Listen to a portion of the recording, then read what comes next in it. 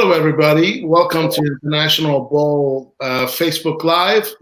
Today, I have the great pleasure of having one of my good longtime friends, Coach Dana Beszczynski of Austria, who has been an integral part of growth and development of Austrian basketball for at least the last 2 decades of work.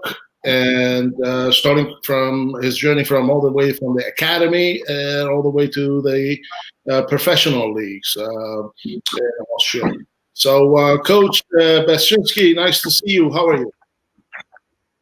I'm good, Tom. I really appreciate you giving me the chance to talk on your show today. I'm excited about it. I have been excited to try my German a little bit. So, herzlich willkommen, Herr Trainer. Vielen Dank. Dankeschön. I lived a little bit during my soccer days in Austria, and I've always so fond of the Austrian culture and the cuisine and the music and just the whole, just the whole culture in Austria. I miss it so much. You can't go wrong with the food here, that's for sure, and the wine is good too. Absolutely, and the Apfelstrudel, and of course. Schnitzel. Yes, and the Kuchen, the Schokoladekuchen. Yeah. Nevertheless, great to connect with you here, Coach.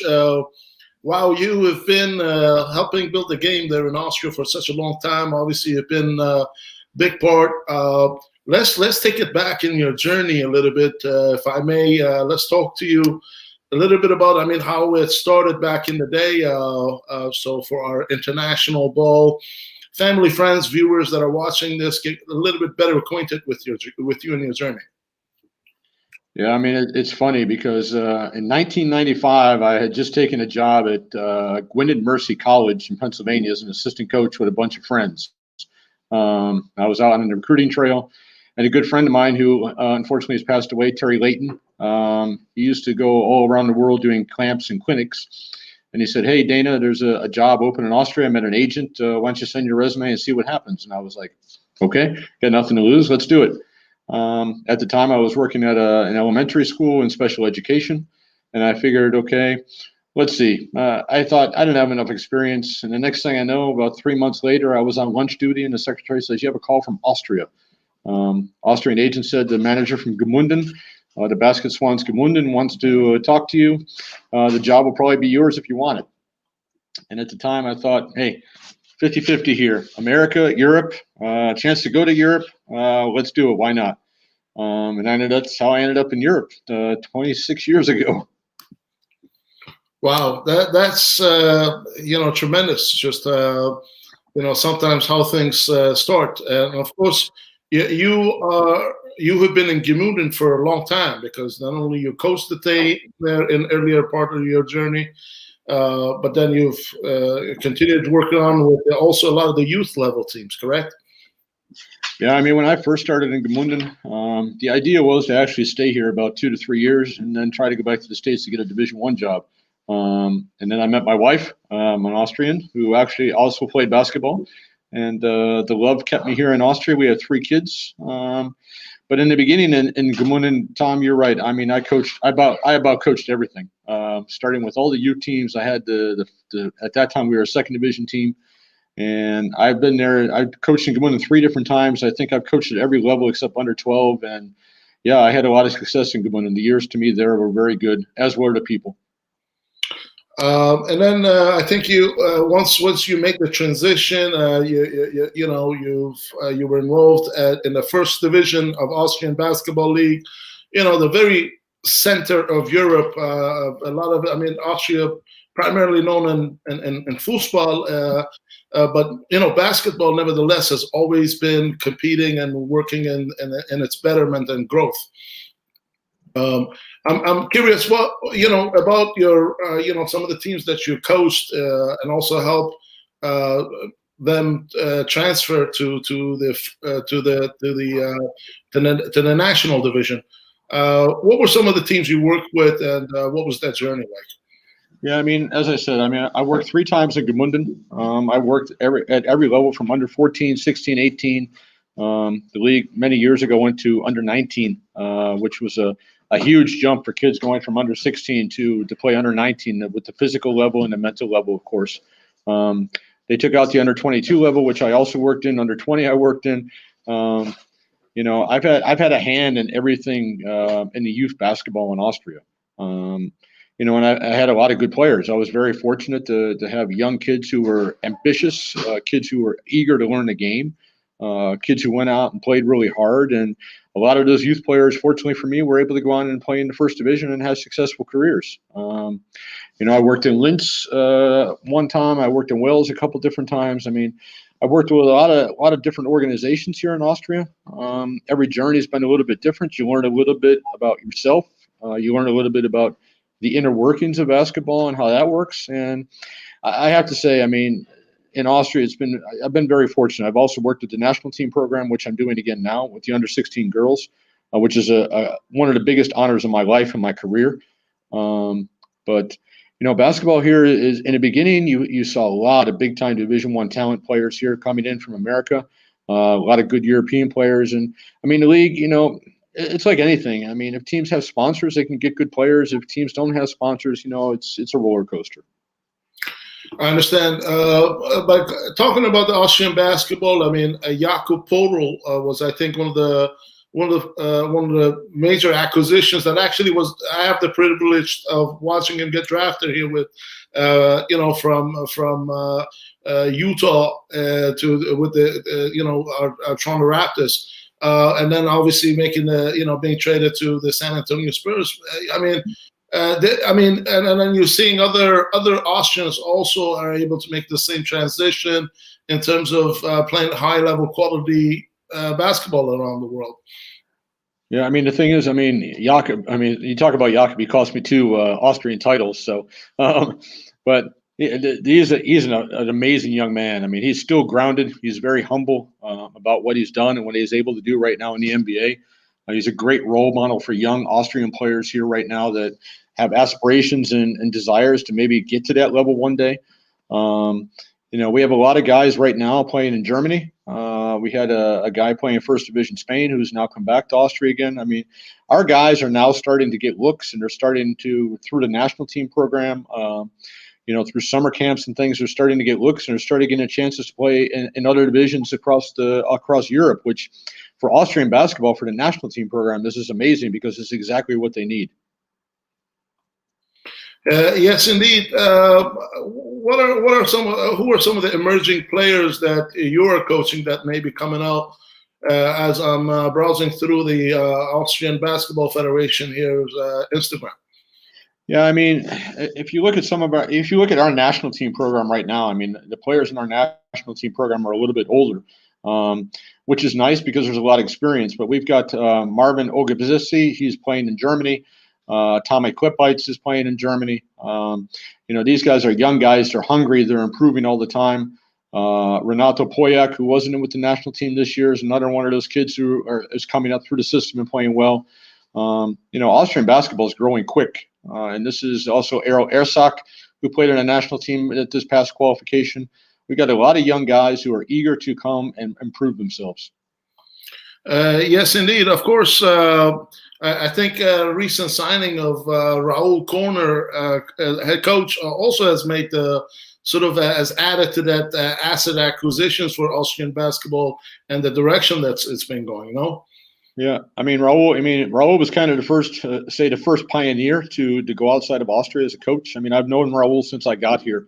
We were very good friends, and we had many battles together against each other on the court. He's building a product right now with the national team.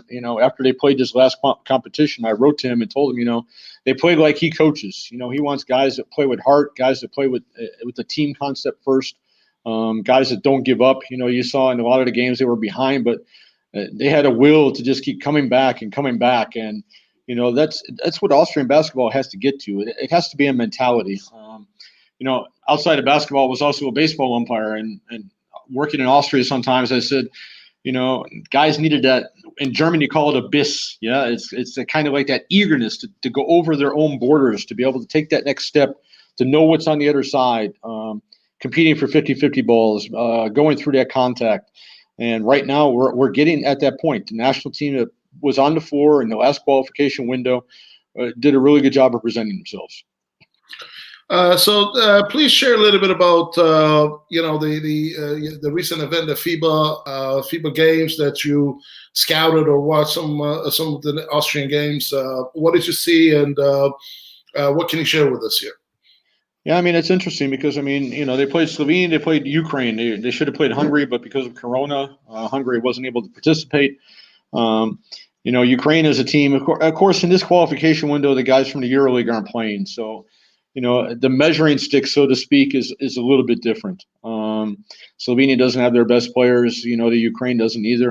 Of course, Austria is missing Jakob and Sylvan Landesberg, who he scores almost 30 points a game in the Chinese league. I mean, he's an amazing player, and he really helped Austria get to the qualification.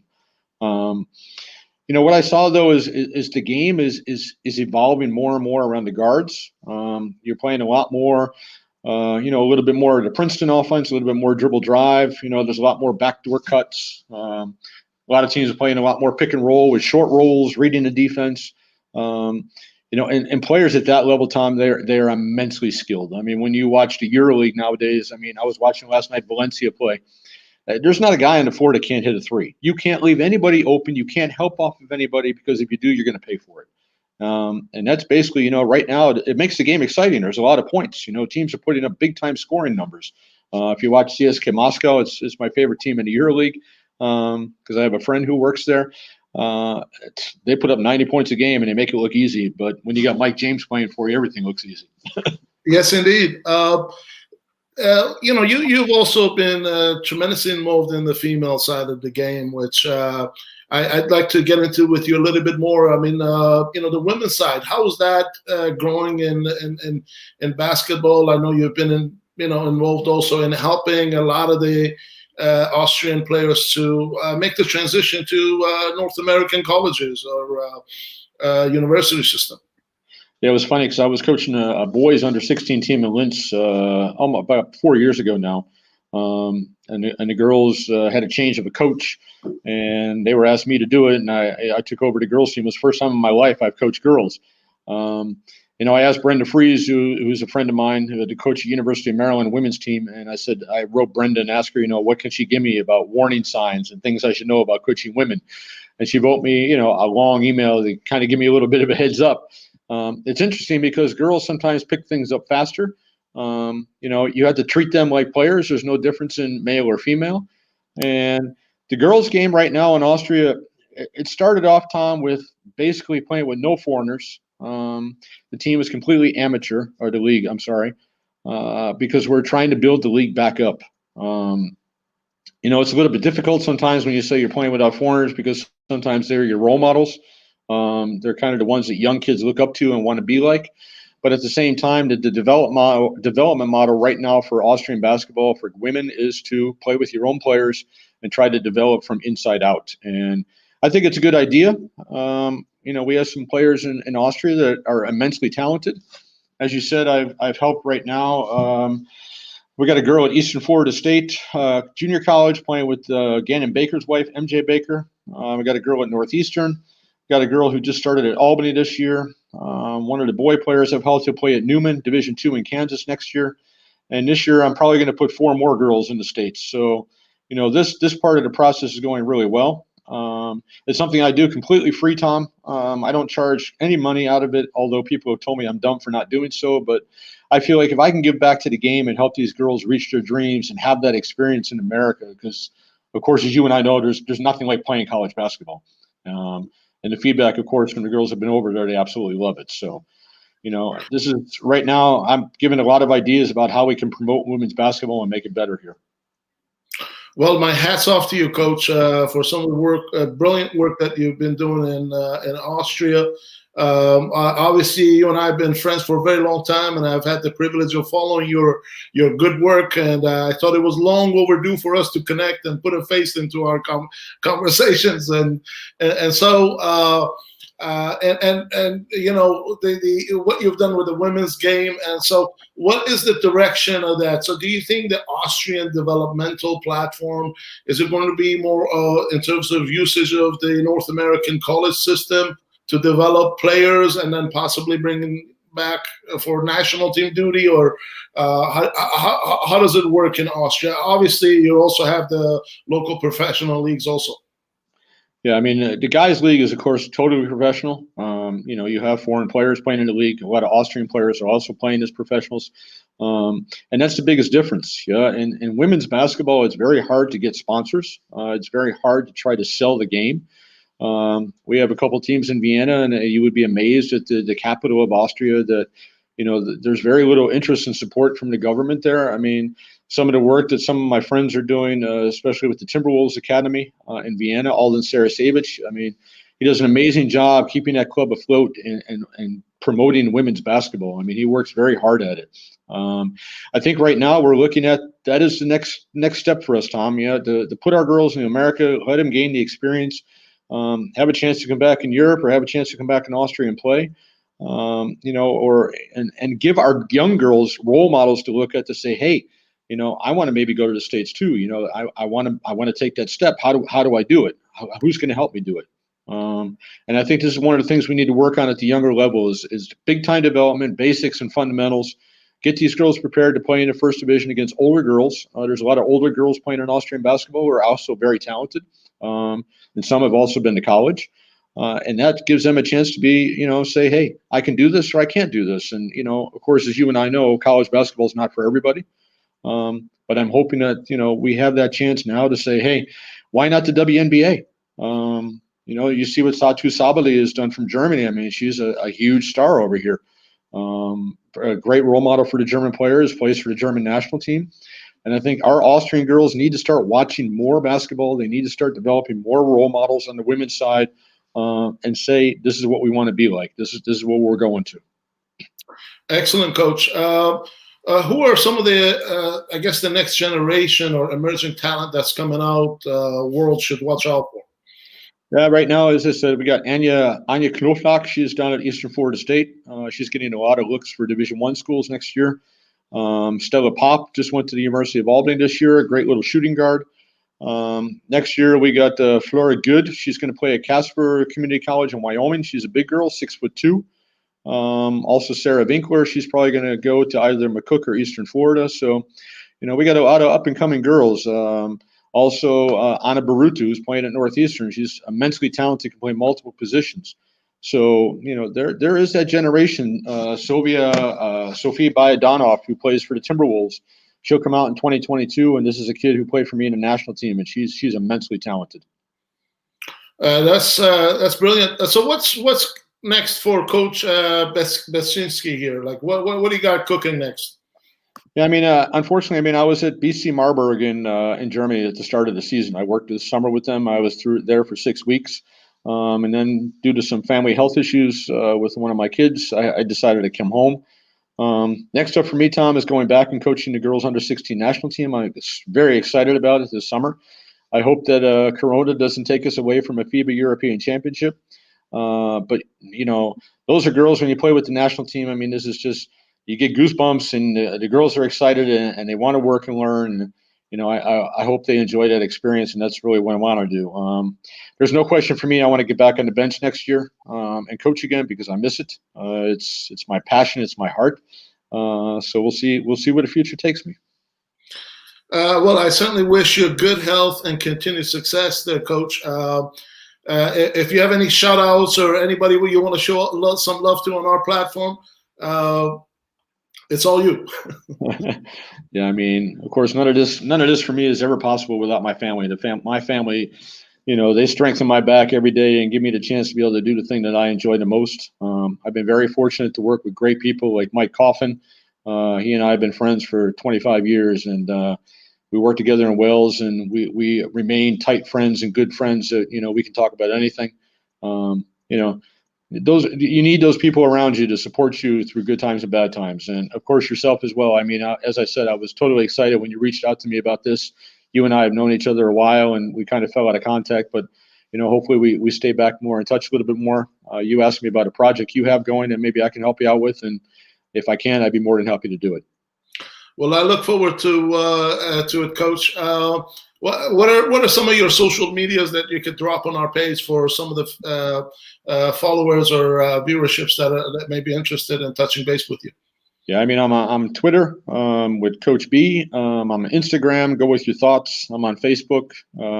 You can reach out to me anytime. I did the Coaches Summit this summer. I was a lecturer on there with two different time slots I had, and I was very fortunate to be able to help a lot of young coaches out with material I had. And I'm always willing to help young coaches who have questions, who want to know about the international experience, or are just looking for drills, or just any kind of voice. I'm there to always try to help and build young players or young coaches up. Excellent, Coach. There you have it, folks. It was a great day. Good conversation with Coach Dana Beszczynski. Thank you for doing this, and I look forward to staying in contact and getting updates from you as you continue your journey. Awesome, Tom. Thanks very much again, and wish you good health and happiness as well, my friend. Thank you.